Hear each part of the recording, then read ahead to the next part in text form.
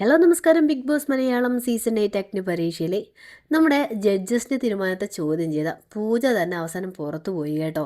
പൂജ എന്ന് പറയുമ്പോൾ നമുക്കറിയാവുന്നതാണ്. രണ്ടാമതും ബിഗ് ബോസ് വീട്ടിലേക്ക് കയറാൻ ശ്രമിച്ച പൂജ ഇപ്രാവശ്യം ജഡ്ജസിൻ്റെ തീരുമാനങ്ങളെ പോലും ഒളിഞ്ഞും തെളിഞ്ഞും ചോദ്യം ചെയ്യുന്ന രീതിയിലായിരുന്നു കാര്യങ്ങൾ അവിടെ പോയത്. ഈ 3 ജഡ്ജസ് മാത്രമാണോ ഫൈനൽ തീരുമാനം എടുക്കുന്നതൊന്നും നമുക്കറിയത്തില്ല കേട്ടോ. പക്ഷെ ഒരു പക്ഷേ ഇതിന് പിന്നിൽ ശക്തമായ ഒരു മാനേജ്മെൻറ്റ് ടീമൊക്കെ ഉണ്ടാകും. അല്ലെങ്കിൽ ബിഗ് ബോസ് ടീമിന് ചില പ്രത്യേക ആയിട്ടുള്ള ഒരു നിയമങ്ങളൊക്കെ ഉണ്ടാവാം. ഈ ഒരു ഷോ നടത്തുന്നവർക്ക് ഒരു പ്രത്യേക തീം ഉണ്ടാകുമെന്ന കാര്യത്തിൽ ഒരു സംശയവുമില്ല. ആ തീമിന് അനുയോജ്യമായ ആളുകളെ മാത്രമാണ് അവിടെ തിരഞ്ഞെടുക്കുന്നത്. അതുകൊണ്ട് തന്നെ നമ്മൾ ഒരു മത്സരാർത്ഥിയെ തിരഞ്ഞെടുക്കുമ്പോൾ നമ്മൾ പുറത്തു നിന്ന് കാണാത്ത ഒരുപാട് കാര്യങ്ങൾ അവർ ചിലപ്പോൾ നോക്കുന്നുണ്ടാകും കേട്ടോ. മാത്രമല്ല, ഒരു യഥാർത്ഥ ബിഗ് ബോസ് സീസൺ പോലും ഇവിടെ തുടങ്ങിയിട്ടില്ല. അതിനു മുമ്പുള്ള ഒരു ട്രയൽ പോലെയാണ് അഗ്നിപരീക്ഷ കേട്ടോ ഇവിടെ. അതുകൊണ്ട് തന്നെ ഇവിടെ നടക്കുന്ന ഓരോ ജഡ്ജിമെൻറ്റിനെയും ബിഗ് ബോസിനെയും കുറ്റപ്പെടുത്തുന്നതിൽ വലിയ ലോജിക്കൊന്നും തോന്നിയിട്ടില്ല. കാരണം നമ്മൾ കണ്ടിട്ട് അഭിപ്രായം പറയാം, അത്രേ ഉള്ളൂ. ഒരു പക്ഷേ പ്രേക്ഷകൻ എന്ന നിലയിൽ ഇത്രയും കാലം ബിഗ് ബോസ് കണ്ടിട്ടുള്ള ഒരാൾ എന്ന നിലയിൽ നമുക്ക് ചിലപ്പോൾ തോന്നിപ്പോകും, പൂജ നല്ലൊരു ബേബി മെറ്റീരിയൽ ആണ്, അങ്ങനെ ഒരു ചാൻസ് കിട്ടിയിട്ടുണ്ടെങ്കിൽ നല്ല സാധ്യതയുണ്ട് അത്തരം കാര്യങ്ങൾക്ക് എന്നൊക്കെ നമുക്ക് തോന്നും. കാരണം പൂജ ഇവിടെ ചില സമയത്ത് ഭയങ്കര ഇറിറ്റേറ്റിംഗ് ആയിട്ടുള്ളൊരു സ്വഭാവമാണ്, ചില സമയത്ത് ഓവർ സ്മാർട്ടായിട്ട് തോന്നും. പൂജയുടെ ഈ ഒരു ക്യാരക്ടറൊക്കെ തന്നെയല്ലേ സത്യം പറഞ്ഞാൽ നമ്മുടെ ബിഗ് ബോസ് പോലൊരു ഷോയ്ക്ക് അത്യാവശ്യം ഉള്ളത്.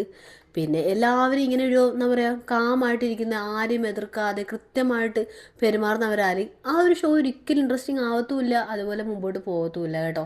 അവിടെ കുറച്ച് ഇങ്ങനെ ഒരു എന്താ പറയുക, ഒരു ഇറിറ്റേറ്റിംഗ് ആയിട്ട് സ്വഭാവവും, എന്ത് കണ്ടാലും തുറന്നടിച്ച് സംസാരിക്കുകയും എന്തിനും എതിർക്കുകയും ഒക്കെ ചെയ്യുന്ന ആൾക്കാരെ വേണം സത്യം പറഞ്ഞാൽ ഇത്തരം ഷോകളിൽ പിടിച്ച് നിർത്താൻ വേണ്ടിയിട്ട്. എങ്കിൽ മാത്രമല്ലേ ആ ഒരു ഷോ കാണുന്നവർക്ക് ഒരു ഹരം ഉണ്ടാകത്തുള്ളൂ. ആ ഒരു രീതിയിൽ നോക്കുവാണെങ്കിൽ പൂജ ശരിക്കും ഒരു ബി മെറ്റീരിയൽ തന്നെയാണ് കേട്ടോ. ഇവിടെ പൂജയുടെ കൂടെ അവസാനം വന്ന ശ്യാമിനെ നോക്കുവാണെങ്കിൽ തുടക്കത്തിൽ ശ്യാമ് നല്ലൊരു ഇമ്പാക്റ്റൊക്കെ ഉണ്ടാക്കിയിരുന്നു, നമ്മളത് കണ്ടതായിരുന്നു. പക്ഷേ പിന്നീട് എപ്പിസോഡുകൾ മുന്നോട്ട് പോകുമ്പോൾ തുടക്കത്തിൽ ആ ഒരു ഇതൊന്നും എനർജറ്റിക് ആയിട്ടുള്ള ആ ഒരു കാര്യങ്ങളൊന്നും ശ്യാമിനെ അവിടെ നിലനിർത്താൻ കഴിഞ്ഞിട്ടില്ല കേട്ടോ. കുറച്ചുകൂടി ഇങ്ങനെ ഒരു ഒതുങ്ങി പോകുന്ന രീതിയിലാണ് പിന്നെ ശ്യാമിനെ കാണുന്നത്. അത്ര ആക്റ്റീവായിട്ടുള്ള ഒരു പ്രസൻസ് ഒന്നും പിന്നെ അവിടെ കാണാനേ പറ്റിയിട്ടില്ല. അതേസമയം ഇവിടെ പൂജയാണെങ്കിൽ ഫസ്റ്റ് ഡേ തൊട്ട് തന്നെ പറയാനുള്ളത് ആരുടെ മുഖത്തോക്കും വെട്ടി തുറന്ന് പറയും, പ്രതികരിക്കേണ്ടടുത്ത് പ്രതികരിക്കുകയും ചെയ്യുന്ന ഒരു ക്യാരക്ടറായിരുന്നു പൂജയുടേത്.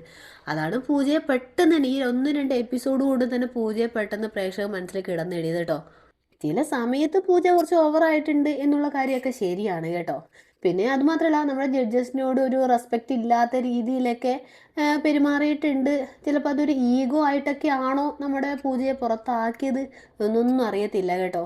എന്തുകൊണ്ടാണ് പൂജയെ പുറത്താക്കിയത് എന്നുള്ളത് മിക്കവാറും ചിലപ്പോൾ വരുന്ന എപ്പിസോഡുകളൊക്കെ കണ്ടു കഴിഞ്ഞാൽ നമുക്ക് അറിയാൻ പറ്റുമായിരിക്കും.